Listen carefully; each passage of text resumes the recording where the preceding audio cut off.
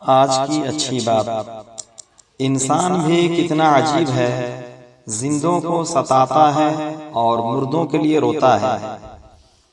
امید کبھی نہیں چھوڑنا چاہیے، کیونکہ کمزور ہم ہیں، ہمارا رب نہیں ہے۔ بڑا بننے کے لیے ضروری ہے پہلے چھوٹا بنو، کیونکہ بڑی بڑی عمارتوں کی بنیاد چھوٹی چھوٹی اینٹوں سے بنی ہوتی ہے۔ عاجزی اختیار کیجیے، بلندی اللہ پاک دے گا۔ جلن اور حسد ایک تباہ کن قلبی بیماری ہے جو انسان کی نیکیوں کو اس طرح کھا جاتی ہے جیسے آگ لکڑی کو۔ یہ دوسرے کی نعمت پر جلنا اور اس کے چھن جانے کی خواہش کرنا ہے۔ اس کا عذاب دنیا میں دلی بے سکونی اور آخرت میں سخت گرفت کی صورت میں ہے، جس کی بنیادی وجوہات تکبر، بغض اور احساس کمتری ہیں۔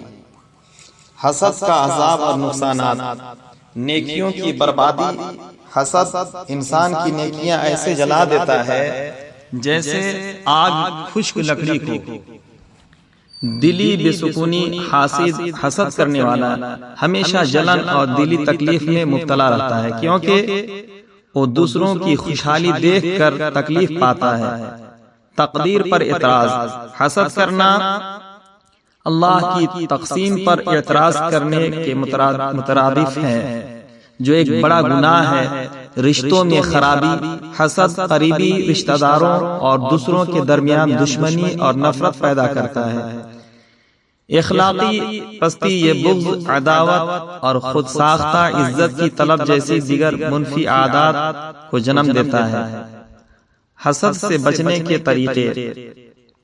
حسد سے بچنے کے لیے اللہ کی تقسیم پر راضی رہنا، اپنی نعمتوں پر شکر ادا کرنا اور دوسروں کے لیے خیر کی دعا کرنا ضروری ہے۔ حضور غوث پاک رضی اللہ تعالیٰ عنہ فرماتے ہیں،